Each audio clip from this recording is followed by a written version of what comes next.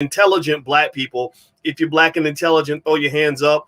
Put your B1 in the chat. You guys know that we live by the B1 philosophy. B1 means on this platform, we are black first. We value black intelligence. We value black building. We value black families. We love the hell out of some black women. We lift up our black men, and we want our black community to win. So if you agree with that philosophy, if you are B1, put your hashtag B and the number 1 in the chat. And I see Ben and Carrie and Bryce Blackwell says, love you, Cosby. All right, so Bryce already knows what the topic is. Sam Brown says, I love you, Cosby. So let's just start off with the simple question before I bring in my the conversation with my special guest today, Matt, the one and only Madam President. I want to ask everybody, give me a yes or no in the chat.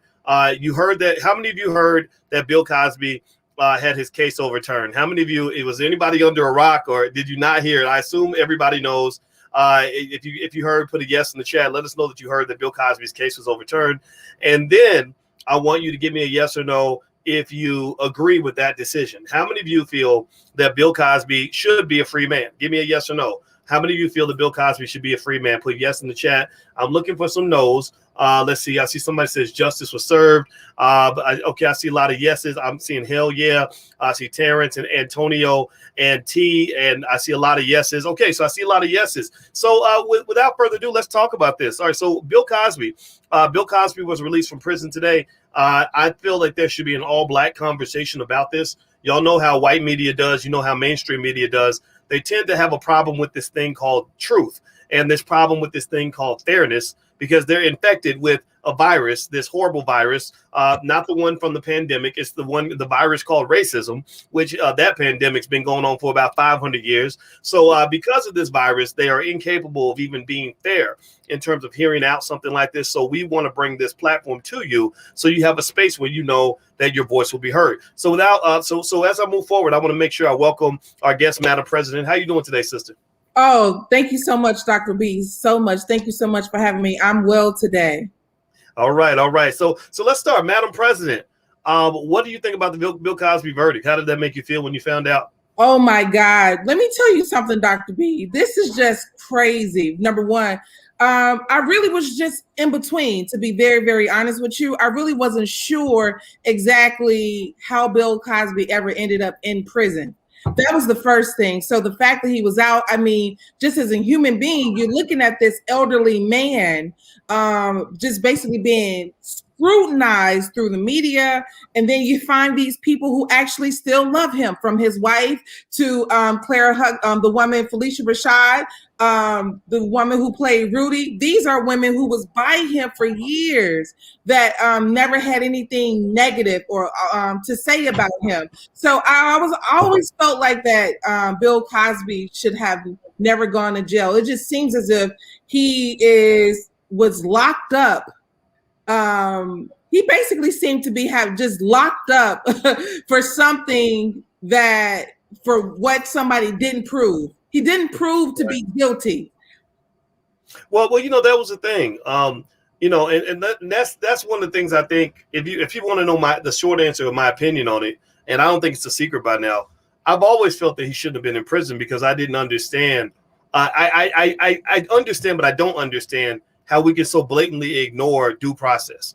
It doesn't matter. Convictions are not based on your feelings and what he said, she said, and whatever. Convictions are supposed to be solid. You send people to prison because you are really, really, truly convinced that there's no reasonable doubt. Reasonable doubt. That's the term they use. That this person could possibly be innocent. So they have sayings in the law, like I think they said, I'd rather let 1,000 guilty men go free than to send one guilty man to prison. This is one of the statements that they use in law. So what that basically says is that you have to have this preponderance of evidence to lock people up. I did not feel that this case met the standard because I still have yet to really see any evidence. I see a lot of people who did say things, who've made accusations that were very old, who had no evidence whatsoever. And also, even within that group, there were some people that were proven to be lying, right? Proven to have ulterior motives. People who were proven to have been proud of the fact that Bill Cosby was their friend. They were bragging to their friends that they knew Cosby. And then the next minute, you're saying, by the way, he owes me money. It just kind of became a little bit weird And it's hard to talk about that without people saying, oh, you think that a rapist should be allowed to go free, but that's not what I'm saying at all. What do you think about that, Madam President? Dr. Watkins, I just want to say that because you brought up the word rape, I just want to make it clear that there is never a time that I will be an advocate for a rapist. There's never a time that a rapist should not be punished for raping women. Okay, there's never a time. This is not what we're talking about. We're talking about accusations and alleged and no fact of what actually happened amongst women with a very wealthy man during that time. So I personally do not believe that, when it just, you know what, Dr. Watkins, I believe everything, basically, there was no due process. There was no due process whatsoever. None.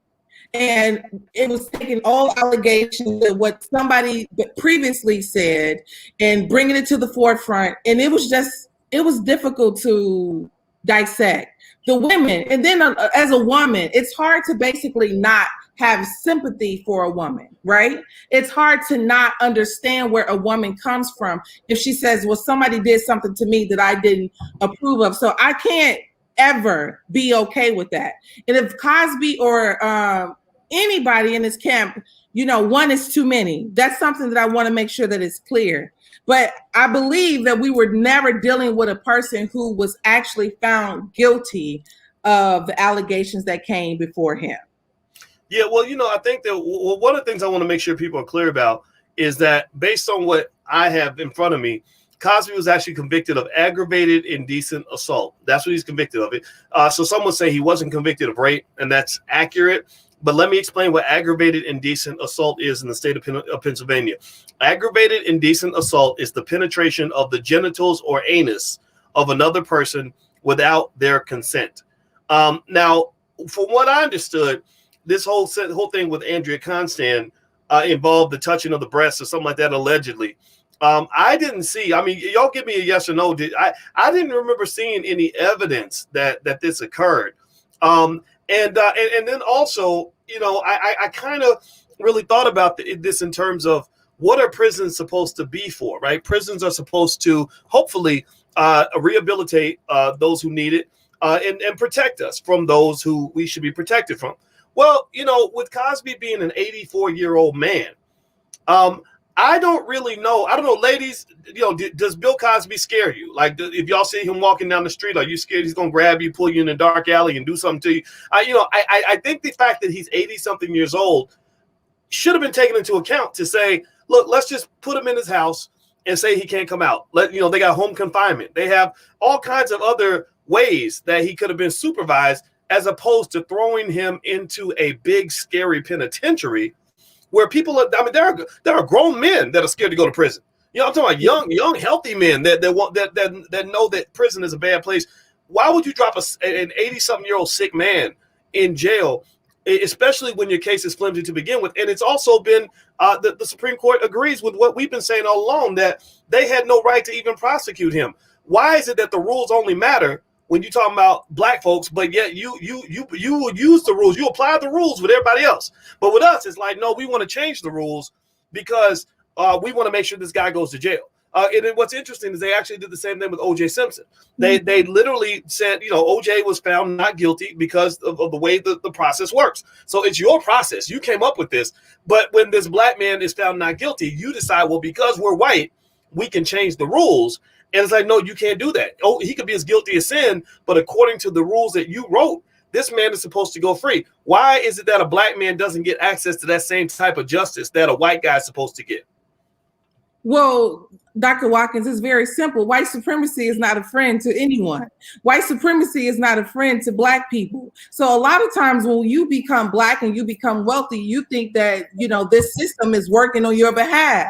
Well, unfortunately, what you find out is you being black and wealthy does not remove you from white supremacy, and what it will do to you once it decides that it doesn't want anything else to do with you. When it decides that we coming for you, then we coming for you. It was really, really amazing how this was playing out for Cosby, because one of the things that we never had black media. We never had black media to counter anything that white media was portraying in reference to the cases, besides, Your Black World and what you possess to us. But we never had any black mainstream media to provide any alternative angle on what was happening. Every news station had a repetitive angle. So you mean to tell me that this black man was being just convicted in the courtroom? They came from him in the courtroom, then they came for him in the media. And how do you defeat that? How do you defeat something like that? It goes to show you that you can be as rich as you want to be, but if they make you, they will also break you. Well, that's a good point. And by the way, I'm speaking with Madam President. We're talking about the Bill Cosby conviction being overturned. In case you didn't see it, we felt like it was important to give a black perspective on this. Everybody, Madam President just mentioned the importance of black-owned media. We are black-owned media, and I hope that you will be a part of what we're doing and support this. We want intelligent black people. Hit that thumbs up button right now.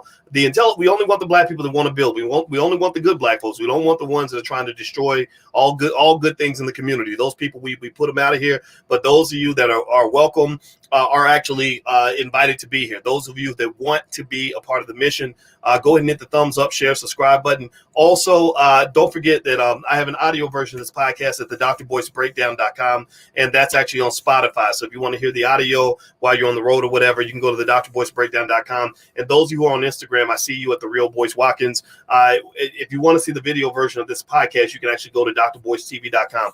Okay, so Madam President, one of the things I was thinking about with Cosby that was real interesting, and this is something that's real subtle. I remember writing about this. I wrote a book a long time ago called "What If George Bush Were a Black Man?" And the reason I wrote that book back in 2004 was because one of the things I noticed a long time ago, and this maybe comes from me being a statistician, is you notice these variables where sometimes being black doesn't mean that people are necessarily going to always directly treat you in a certain way. Sometimes what being black does is that blackness is a trigger for certain people, right? So let me give you an example. So, let's say that there's a black man who commits a crime. Well, and a white guy that commits the same crime. Well, there are cops out here maybe who will be outraged either way. They're not going to like either person committing that crime. They're going to say it's always wrong no matter who does it.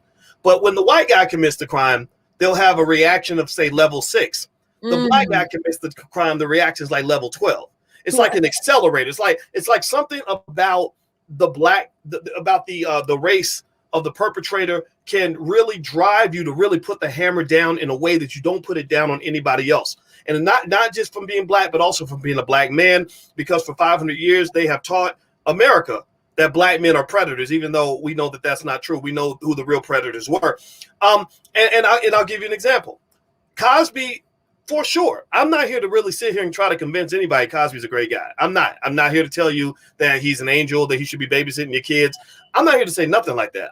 I'm just here to say that I did notice that there's a woman by the name of Cardi B who also went on Instagram and said that she used to drug men and get them raped and steal all their money, right? Anybody remember that? Anybody remember Cardi B saying this, right? And Cardi B said it on Instagram. 10 million people heard it.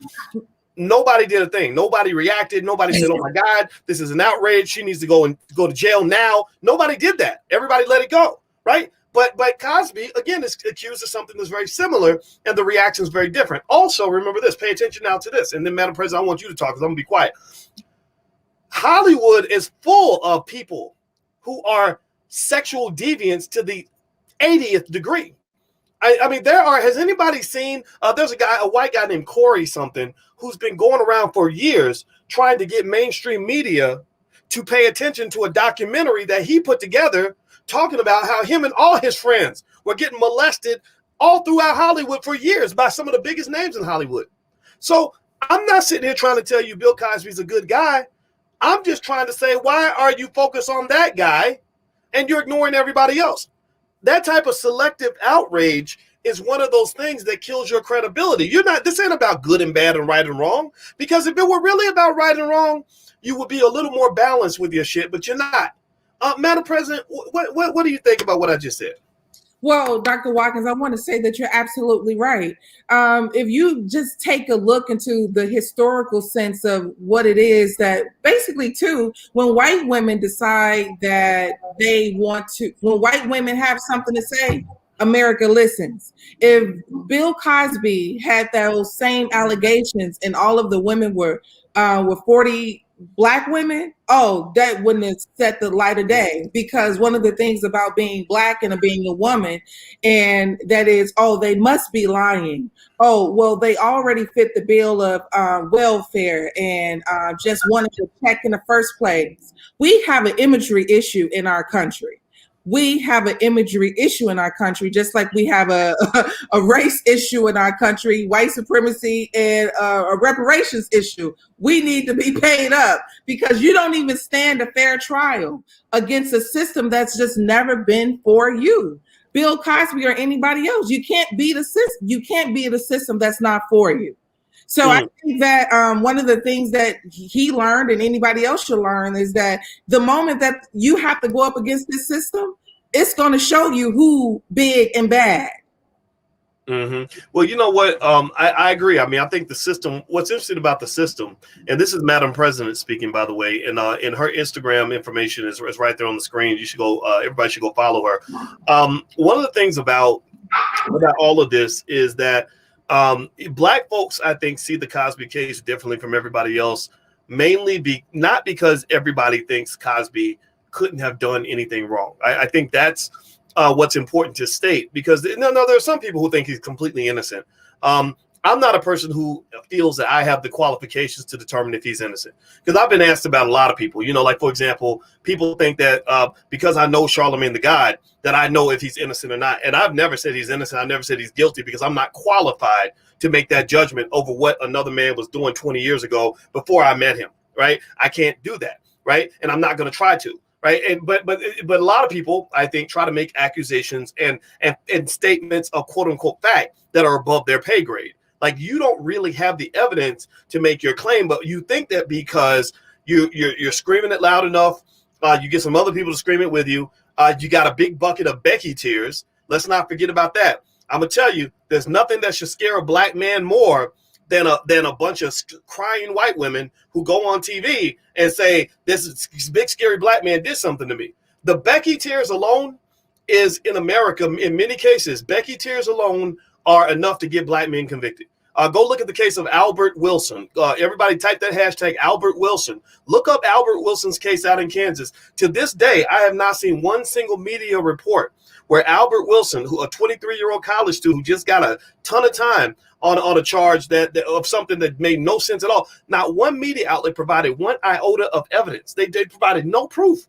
They just said that the conviction came through. I read the articles carefully, saying, okay, what's the evidence? They didn't have any. So it's very fascinating to me that when it comes to the black man, they have this weird, almost magically toxic ability to somehow just decide what the truth is going to be. And this is not disconnected from what happened in Black Wall Street and all the other cases where black folks got killed because some black man was accused of something that he may or may not have done, but it didn't matter to people because there was no due process.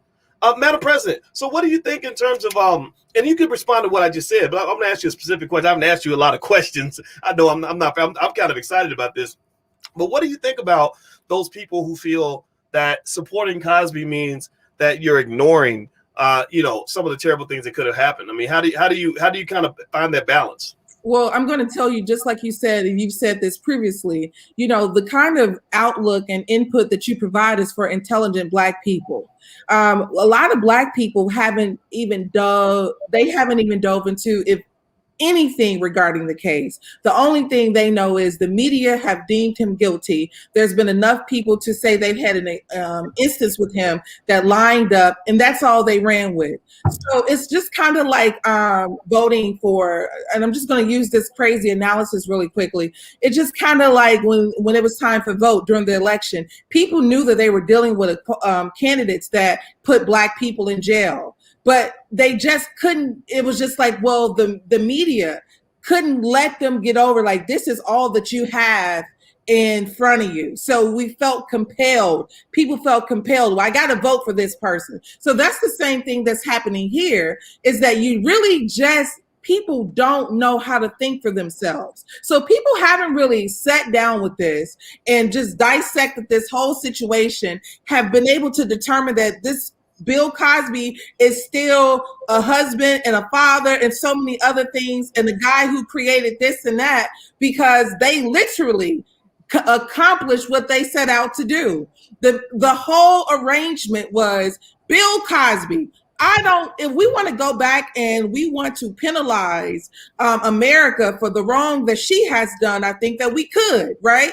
We have documentation that shows that Black people should receive reparations. We've been going through the back door. We have proof of what has happened to us in this country. However, nobody is sitting up, gathering the interviews, placing it on mainstream media countless of times throughout the day so people can feel and understand exactly, why we should get what's due to us. So I just believe that whatever the white supremacist media was trying to do when it came to Bill Cosby, they completely accomplished it. They completely accomplished it, and he had no recourse. He had no return. So, what they allowed to happen, like what they allowed to happen today, I believe that it's been almost 3 years in the making. Him just basically saying that I should have never been here in the first place.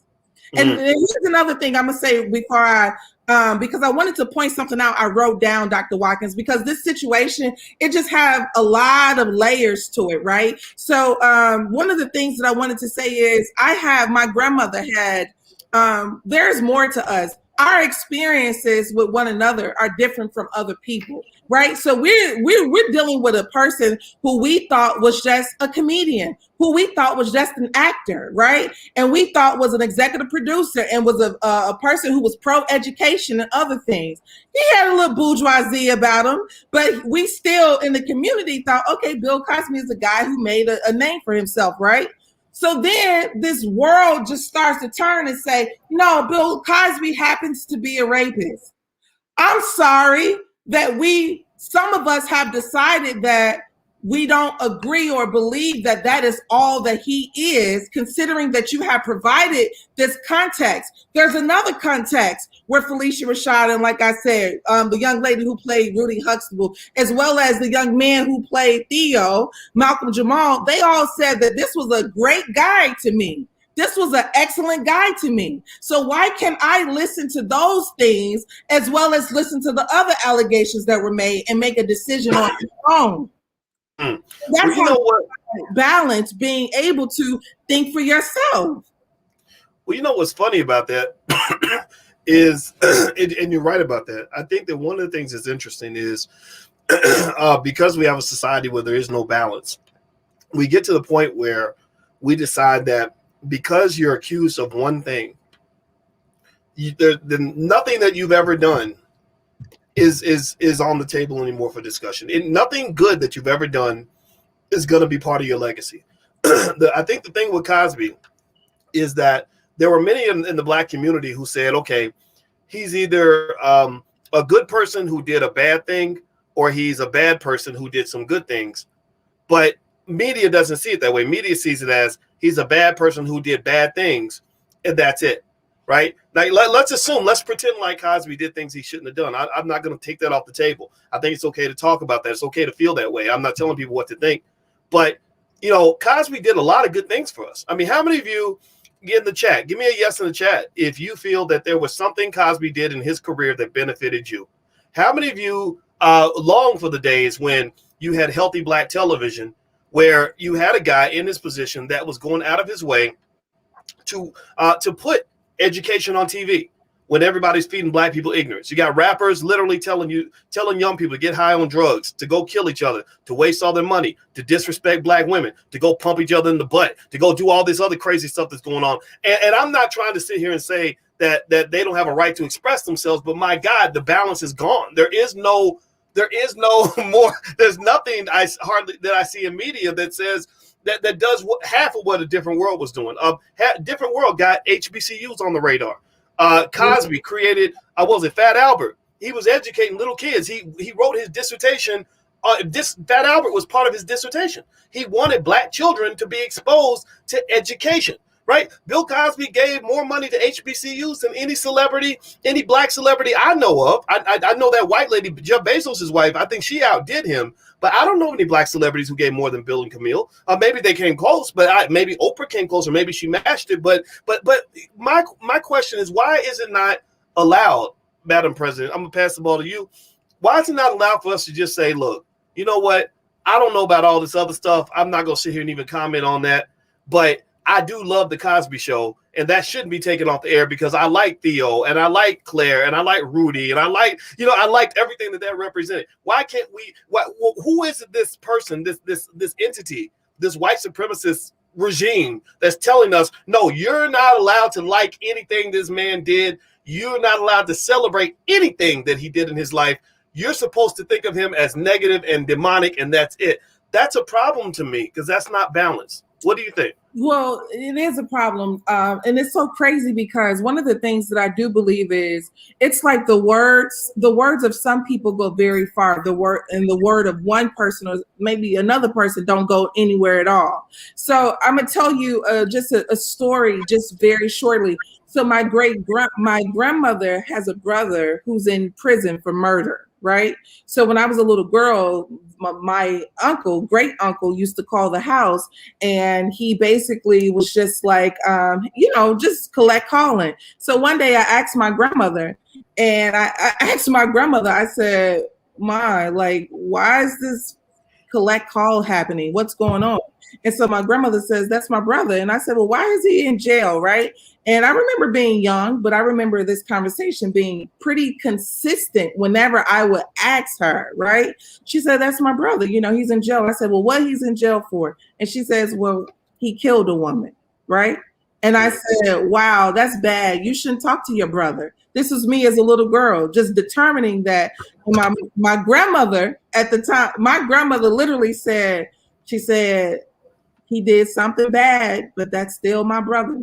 That's exactly what my grandmother said. And that's what I believe happens to us very often. What happens is this country, our country tries to decide who gets punished and penalized and what that penalty is, right? Because and that's where the issue is. So we cannot give each other pain. No matter what, if you did something to me, Dr. Watkins, and I basically decide, oh, you hurt me, I'm going to hurt you back. I can never give you the pain that I felt because pain is not transferable. So we under the impression that we can punish one another. They think that they can punish him. They're not going to, if the allegations held any truth, they still wouldn't fix the pain of what transpired with those allegations with those women. So that's one of the issues too, is that, we think that we can control it all and we cannot. Well, and by the way, everybody, I'm talking to Madam President. We're talking about the Bill Cosby verdict and what happened with that. Well, not the verdict, but the case being overturned. Do me a favor, hit the thumbs up button, hit the share button, hit the subscribe button.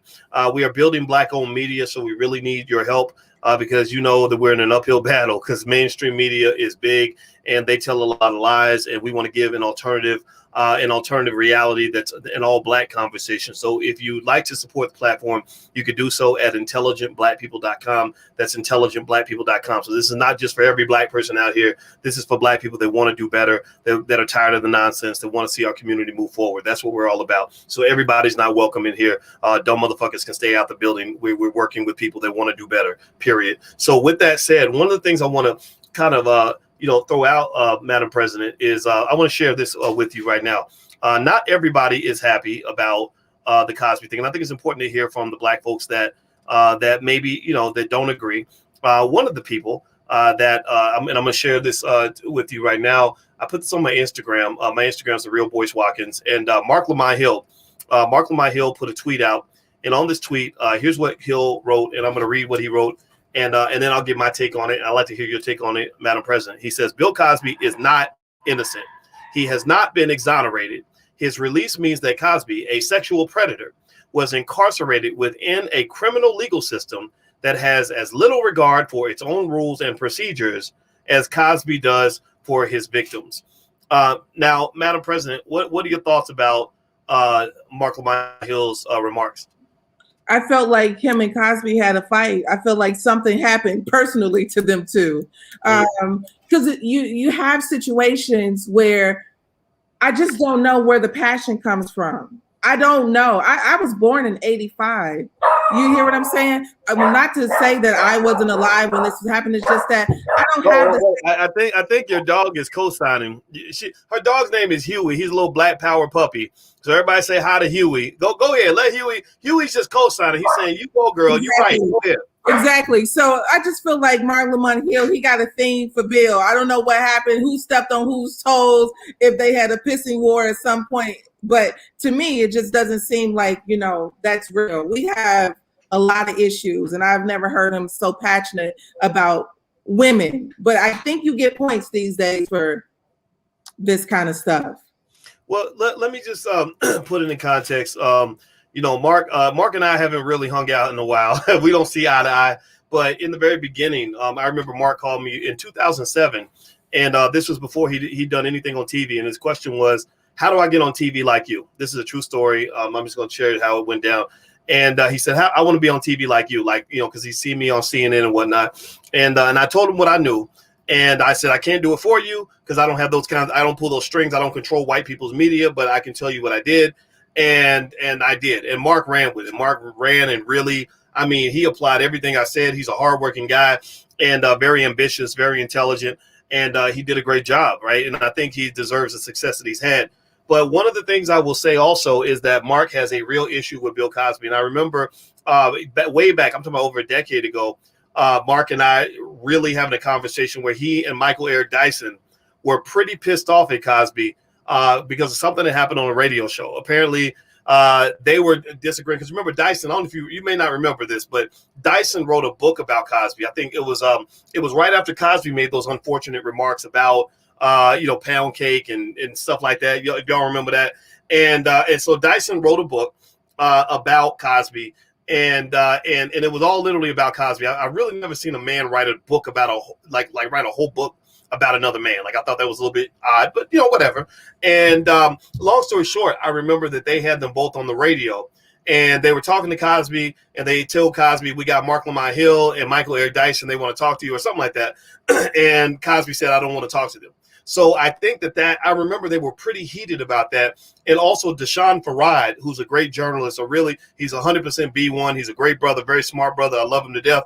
He messaged me today and he said, "Remember also that Cosby tried to get Mark Lamont Hill fired from Temple," right? So what that says to me is this, that this is personal. Right, this sounds very personal, and they're both from Philly, and I think this is just a personal thing. But if you focus on the comments and not so much the person, one of the things I would say to Mark about his statement that Cosby is not innocent, I would just simply say, but he's not guilty as well. Like he's not. This man is not guilty. Like you have not proven him guilty. Right? You can argue, you can hand wave, you can scream and holler and say, "Lord Jesus, I know he did it." That ain't the same as proving it. And the reason they had to let him go, they didn't let him go because they love him. They didn't let him go because they think that the world is a better place with him being free. They let him go because there's somebody apparently in that justice system on that Pennsylvania Supreme Court who, thank God, still believes in the letter of the law and said, "We don't have the right to have this man in jail. This man should not be in prison." And what saddens me, to be honest with you, is I'm sitting there just imagining, a lot of y'all got grandparents and stuff that are in their 70s and 80s. I mean, imagine your great grandma, 84 years old, hobbling around I'm not going to cuss, but hobbling around a prison. Like, I mean, you talk about a terrible way to go out. And to shout out to Bill Cosby for the fact that despite all of that, this man still said, he said, "I will do my whole 10 years before I admit that I did anything wrong." That's pretty gangster. That's gangster.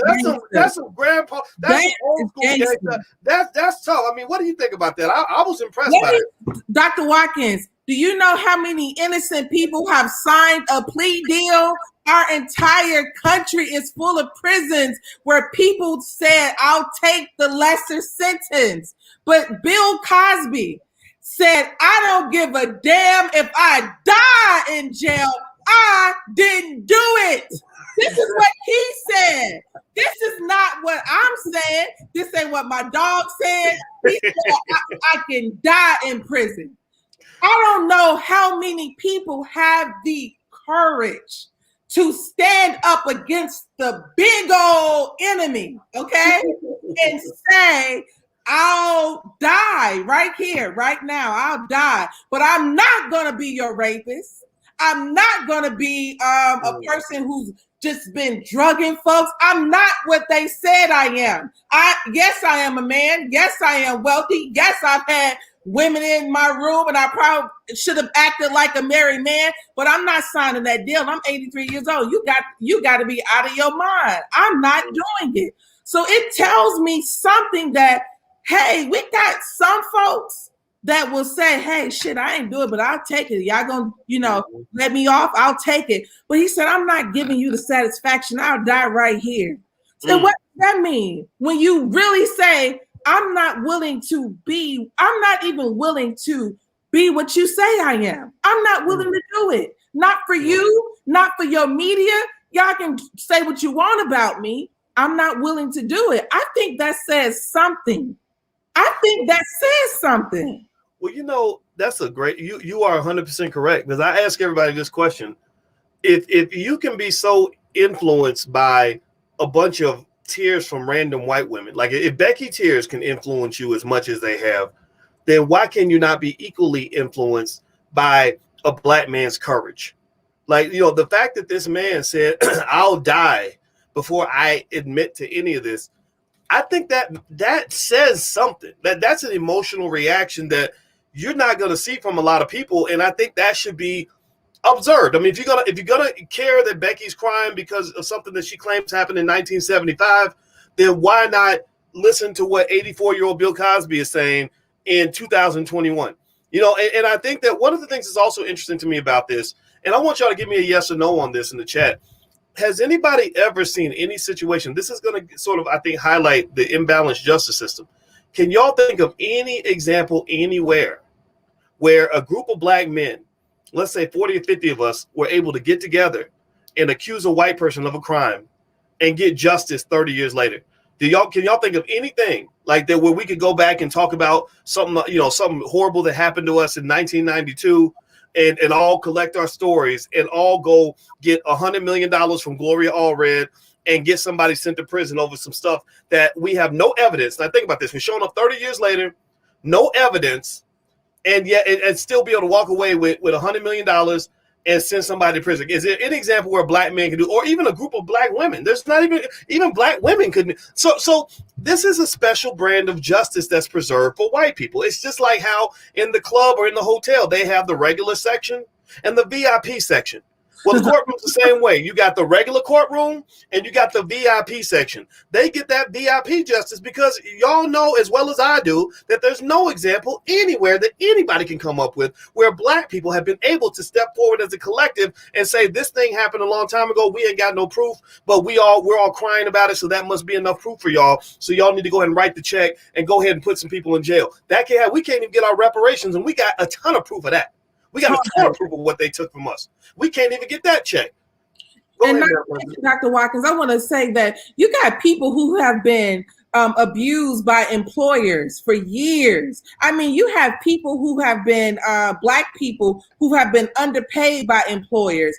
You can't even get a group of employees to come together against a big old corporation.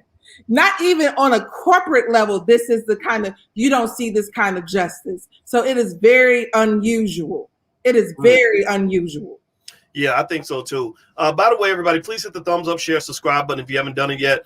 You're on drboystv.com, the home for intelligent black people. And also we have a lot of resources that are totally free that you can go get access to, like the $5 a day investing plan so you can build wealth for your family, things like that. Wealth is the key to power. So we want you to have power. So you need to understand wealth. Every black person in America that cares about their community and their family needs to understand the basics of wealth. So for free, my ebook on the $5 a day investing plan is available. If you go to theallblackagenda.com, the URL's on the screen. That's theallblackagenda.com. So, Madam President, let me show you something else. I got another surprise for you. Okay. Now on my Twitter, you know I'm a statistician. I like facts and data and stuff like that. Okay. I'm not Becky, so I can't just cry about it and make it true. I got to actually prove things. So I did a survey, and I asked people. I asked the people that follow me on Twitter. Now, admittedly, this is a biased audience. This is not just black people. This is a certain kind of black people who think a certain way. But I asked them. I said, "Do you agree with the decision to release Bill Cosby?" 73% said yes. 14% said no. So there's a decent percentage of black people, at least even in my space, who are saying that Cosby should still be locked up. And then there's 12% who's still undecided. So by the way, my Twitter is Dr. Boyce Watkins 1 if you want to follow me over there and join the survey, stuff like that. So, Madam President, what are your thoughts about those survey results? I think the surveys are just saying exactly what you've been saying. This man shouldn't be in prison. Let him go. He's 83 years old. Let him go. Let him home. And I think the reflection is there. I definitely think that the reflection is there. People don't want to see an 83-year-old man in prison. That's just number one. And it's not in our faces anymore. You know, we're people that's pretty much reactionary. We weren't going around looking for this information. It was put in our lap. It was put in our faces. So now we're dealing with it. You know, folks was watching the Cosby Show all last, before this happened. And then when this happened, we got to decide, I can't even watch it no more. So I think that, everybody has a right to feel in the majority. I think it makes sense.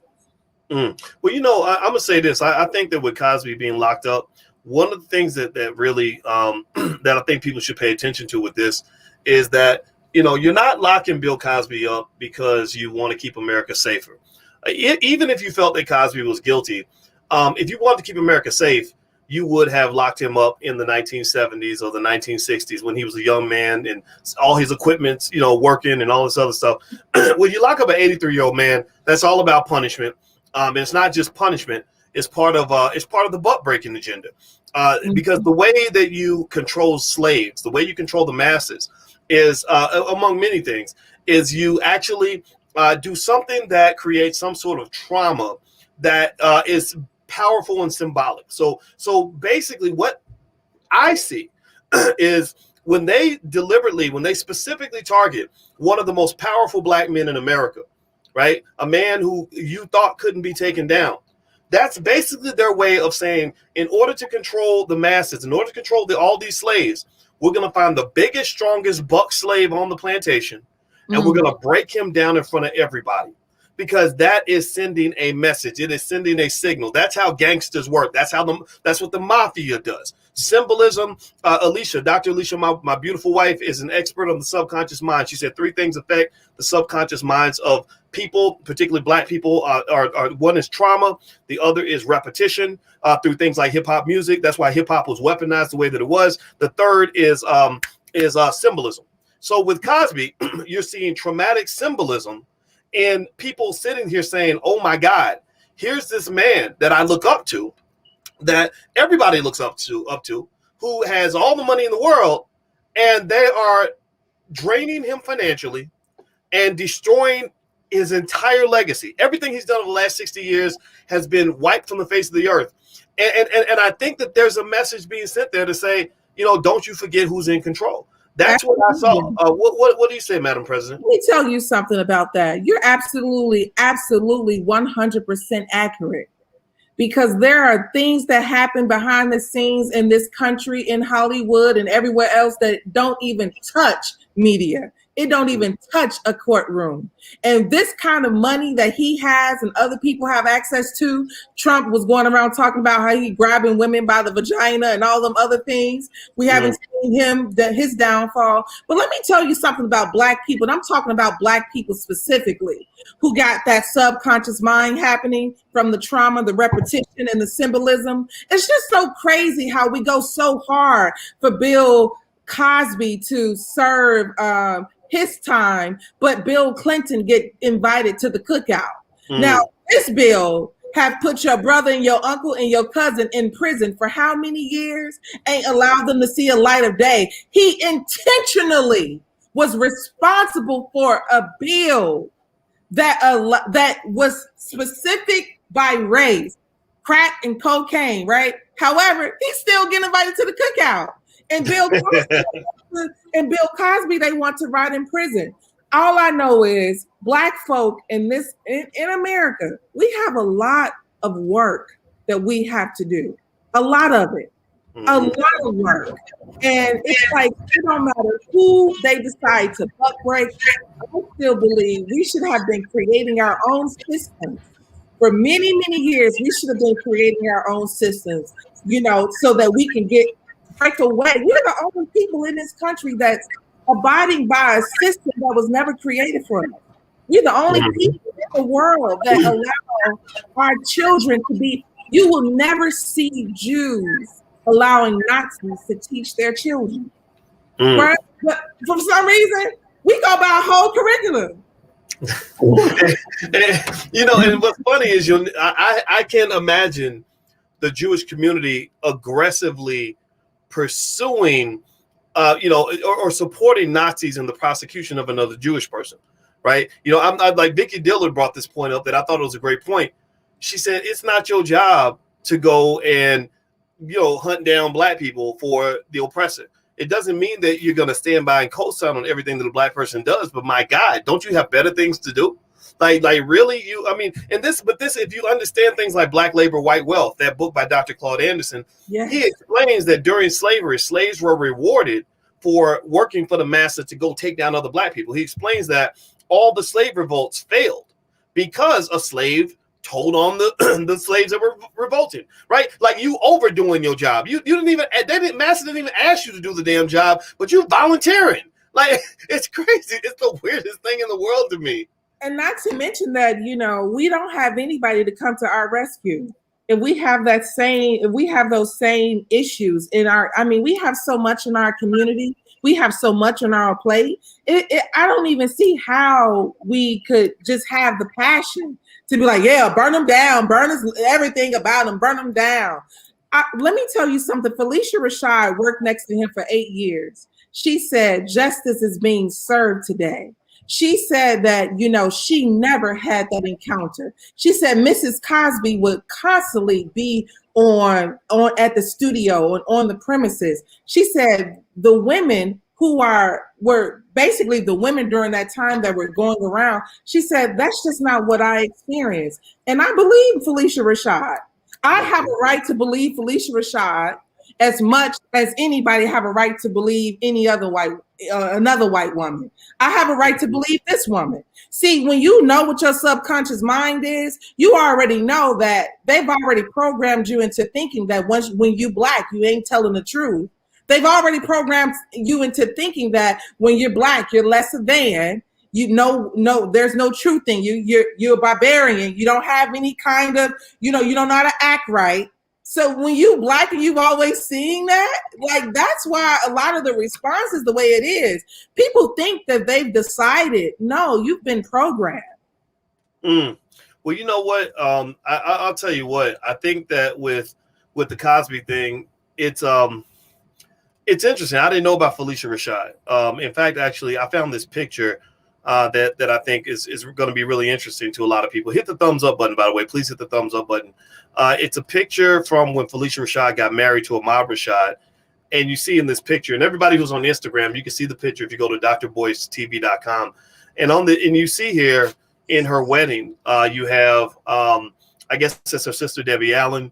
You have Bill Cosby. I guess he's giving her away, perhaps. I'm not sure. Ahmad is the husband to be, and then you have the one and only O.J. Simpson as another groomsman, right? That's a hell of a wedding picture, right? That's okay. She know all of them. Yeah. So there is a lot of history there, and you're right. Now I want to actually grab Felicia Rashad's comment on what happened. Right? Wait, say it again. Did you see her comment on Instagram she released today? Well, what I'm reading here is what's in CNBC, and then if you have the Instagram, if you want to look that up, you can. Okay. Let's see. I'm reading here. It says Felicia Rashad faced harsh criticism Wednesday after celebrating controversial comedian Bill Cosby's release from prison. Rashad, who played Cosby's wife, was recently named the Dean of Howard University's Chadwick A. Boseman College of Fine Arts. Her tweet raised concerns online from many about how she might handle sexual assault allegations in her role as dean. So it looks like Felicia Rashad is getting a lot of heat for standing with Bill Cosby. Now, this is interesting. This is important. See, I want all the black men who are out here hearing these very terrible conversations from certain black men about black women. I need y'all to hear this, and I need y'all to understand this.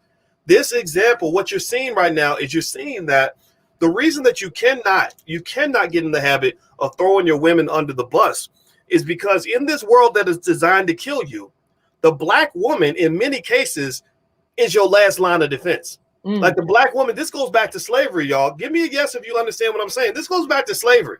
The black woman was the one who would hide you in the basement when masses coming to beat your ass. Right, the black woman is the one who would put her life on the line. The one, do you know how many thousands of black women that are in prison right now because of their boyfriend was dealing dope and they were a little too ride or die for that guy, right? So what I'm seeing here is you're seeing the heat that Felicia Rashad is getting, and we're gonna pull up her quote in a second. But I want to pause on that moment on the fact that she is not out here saying anything goes. What she's saying is, this is my truth. This is what I know about this man. I'm happy to see him get out of prison, right? And she's getting backlash, and I'm curious to see how Howard University handles it, because remember, they're straddling the fence. They're straddling between, appeasing white folks and trying to be black, right? But this is not a time to be a part-time Negro, right? This is a time when you got to be full-time something, and I wonder how they're going to respond to it. So while I pull up the quote, Madam President, what do you think about what I just said in terms of Felicia taking that position? Because she could have remained silent. She's been very silent, in a very classy way, but she said something. What do you think about that? I don't know if I'm saying if it was Dr. King, but it was one of a good leader that said that silence is loud.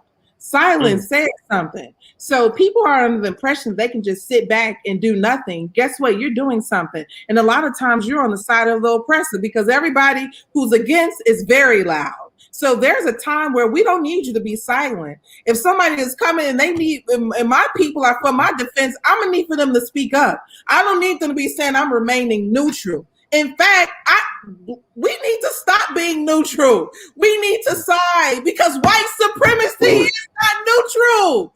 White supremacy is not neutral. White supremacy is not going around saying, yeah, I'm going to treat black people the same. Yeah, I'm going to make sure that black people get a part of this real estate. I'm going to make sure it ain't doing none of that. So why are we so compelled to fit in and we're so compelled to, be obligated to a side that is not even our side? Something I want to tell you, Dr. Watkins, and I was thinking about this and I wrote this down yesterday. One of the reasons not just slavery worked, but one of the reasons white supremacy just constantly stay on the rise is because white people have been on board with it. It was togetherness. White people was like, oh, so y'all going to get them from Africa and bring them back and they going to pick the cotton? Well, that ain't right. If this is the way, well, that ain't right? So, but what happened was they said, well, if this is the way that things are, well, this is the way that it is. If our lives are going to be better for it, and this is the way that it is. And that's one of the things that black people don't have in them. They don't have the ability to understand the power of togetherness.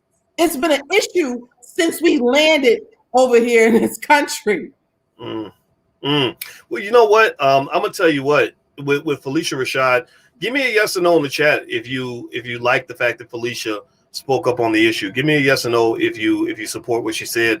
And I'm gonna tell you all what she said. I'm actually gonna share the screen so we can see her tweet here. And by the way, if you're watching it on Instagram, you can actually, if you want to see everything, you can actually go to drboystv.com, or you can listen from Instagram. It's totally okay. So here is her tweet, and basically her statement. I'm gonna tell you why this is.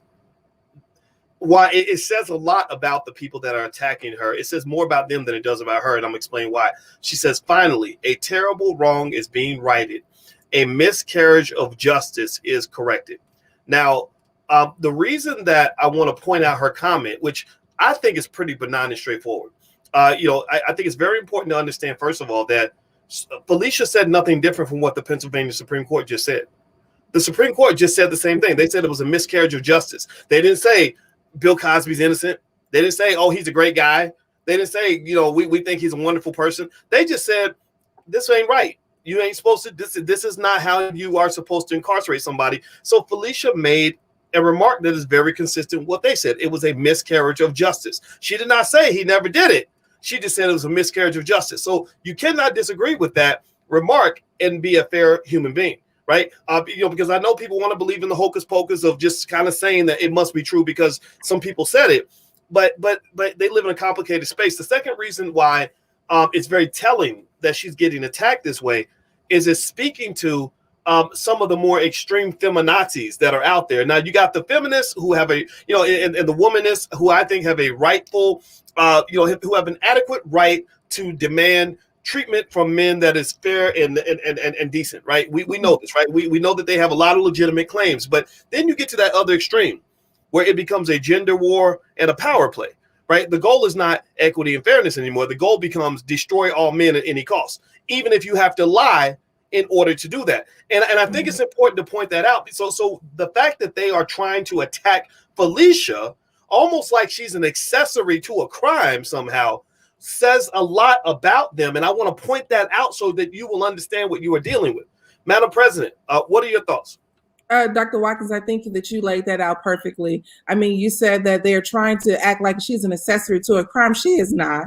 She is not. She has no dealing. She said that, look, no matter what, the miscarriage of justice have been corrected. I think, like you just said, that was the exact same thing that the Supreme Court just determined.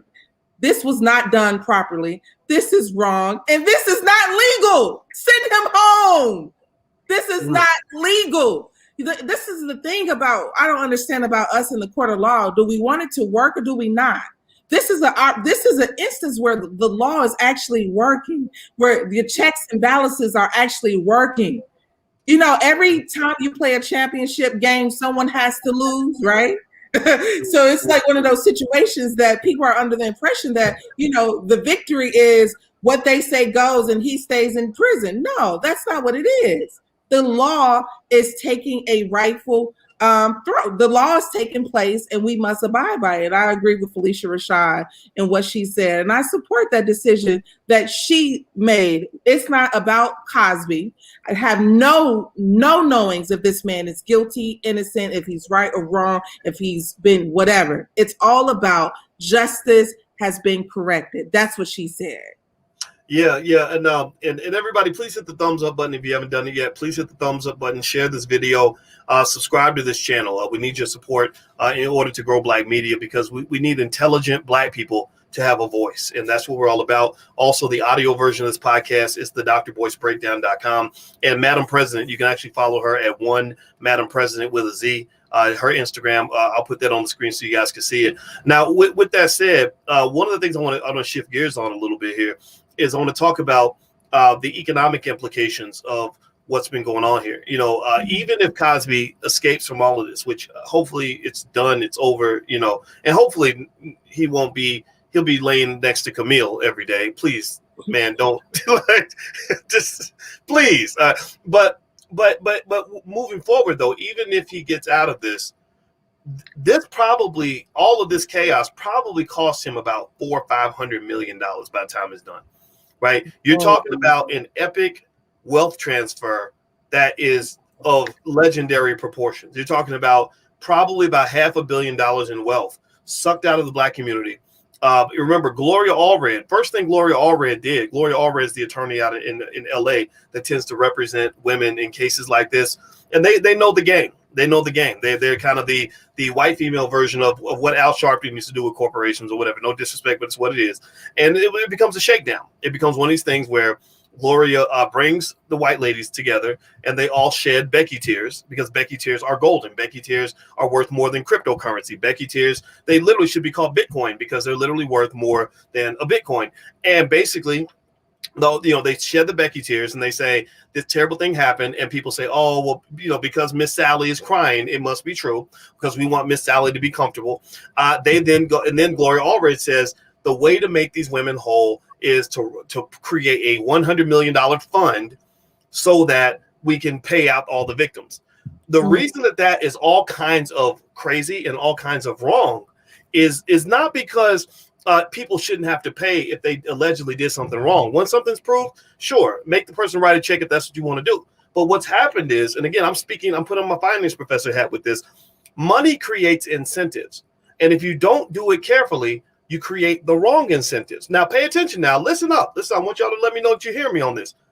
A lot of the women, if you scrutinize the women that were making accusations against Cosby, and I thank the good Lord for people like Felicia Rashad, the real black women in the community who they know how the hustle goes. They know how the hustle goes, right? And if you were to scrutinize their backgrounds, many of these women were drug addicts. Many of them were drug addicts. Let's just keep it 100. Like he didn't have to make them take drugs. Some of them wanted drugs, right?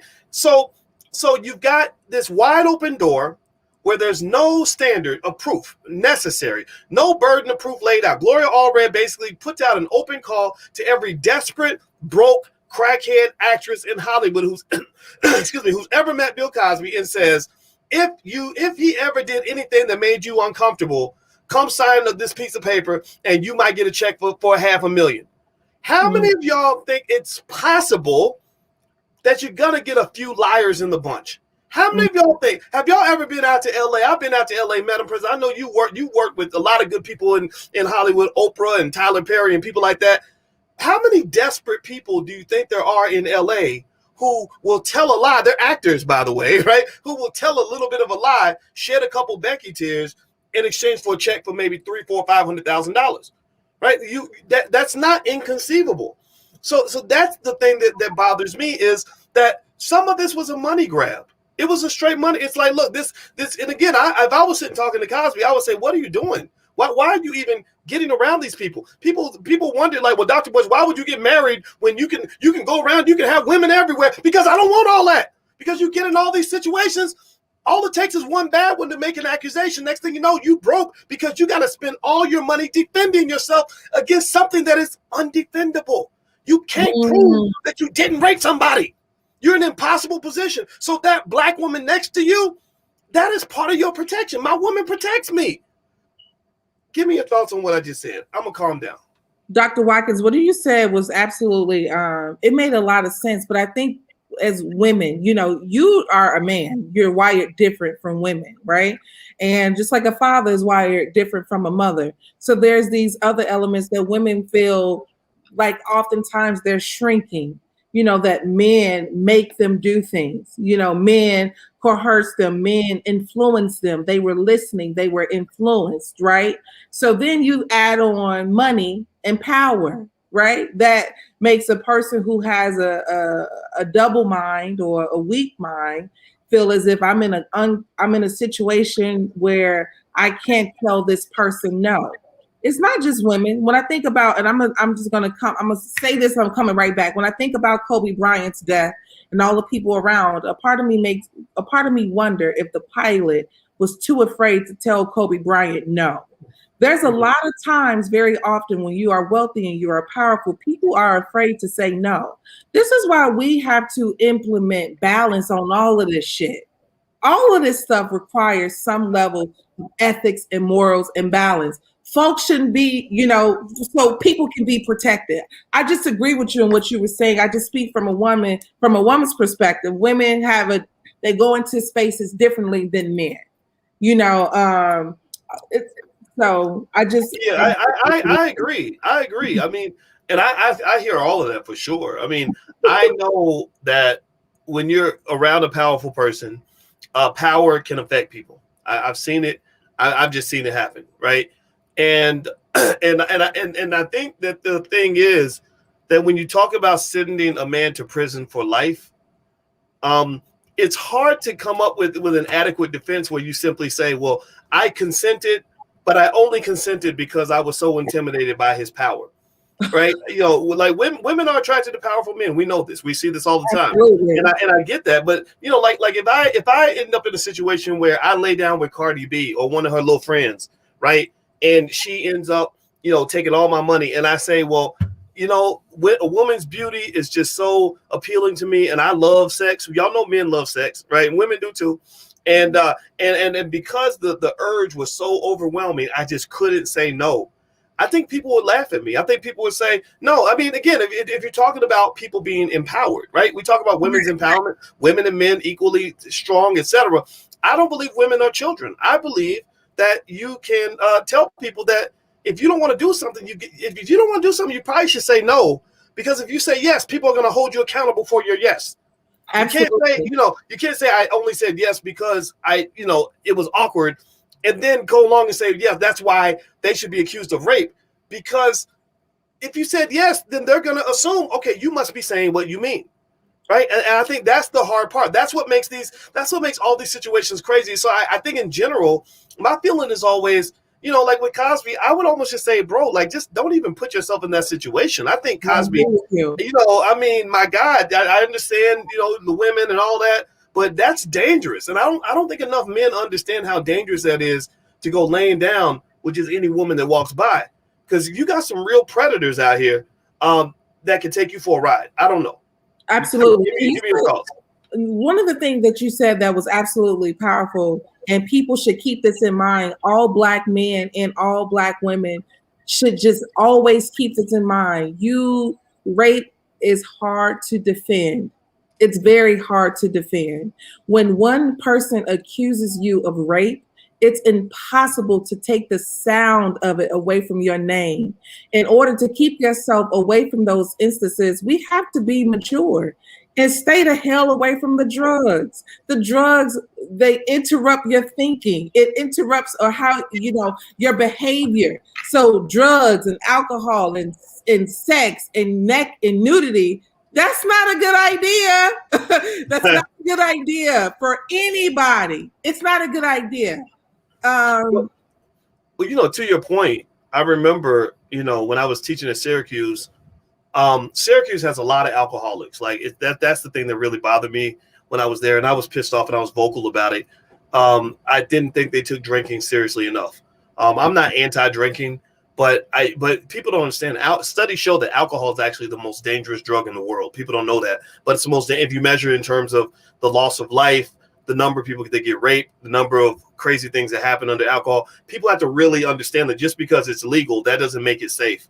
And I remember when I was at Syracuse, one of the things that bothered me is that you would have young people who were never really taught the dangers of alcohol. And then they use all kinds of other drugs, to your point about drugs, et cetera. It was just everything. It was like a crazy freak show or something. And they would all go, have these parties, and they would get super high, super drunk, off their ass, because nobody ever taught them how to even engage in all this responsibly or with any type of moderation. And then something happens, right? Somebody gets touched inappropriately. Somebody, something terrible happens to somebody.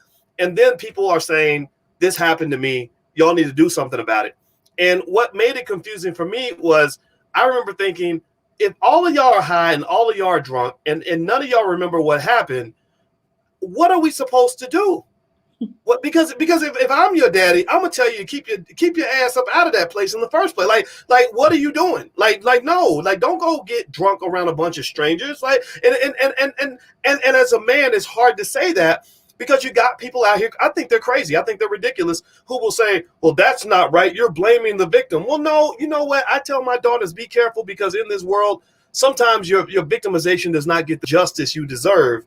And I want you to be able to empower yourself against situations that are going to cause you some problems later on. And I would say that to my daughter. I say that to my sons. I say that to everybody.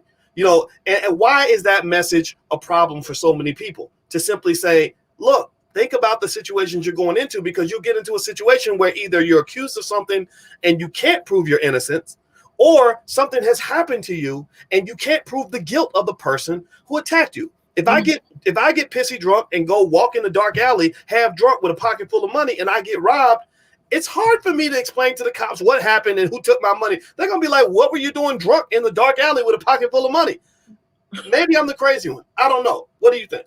No, you're absolutely right. You look, the alcohol and drugs enhances all types of feelings and bad choices.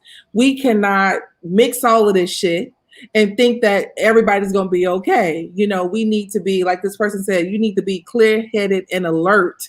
And that's the way, that's what we want. We don't live in a perfect society, but that's what we want. We want people in a position where they can make proper choices in a clear mind, in a clear state of mind. Could you imagine if this whole situation had no goddamn drugs involved, no alcohol involved? We wouldn't have a situation. If we had no drugs, if we had no alcohol, we would literally just have what? We will, it'll be a different story.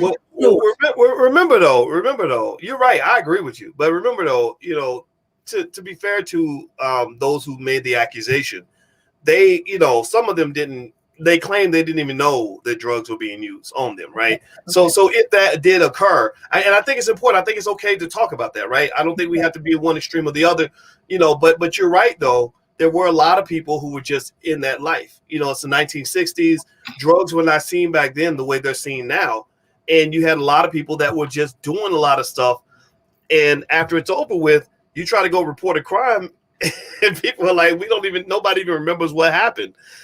That's one of the reasons why I never drank or used drugs, because I said if I'm gonna go get into some shit, I want to be alerted enough to know exactly what I did and why I did it, and who allegedly I did it to, or who did it to me. I want to be able to remember everything. I don't want to be like, well, this thing happened to me and I have no idea what it was or who did it or when or where.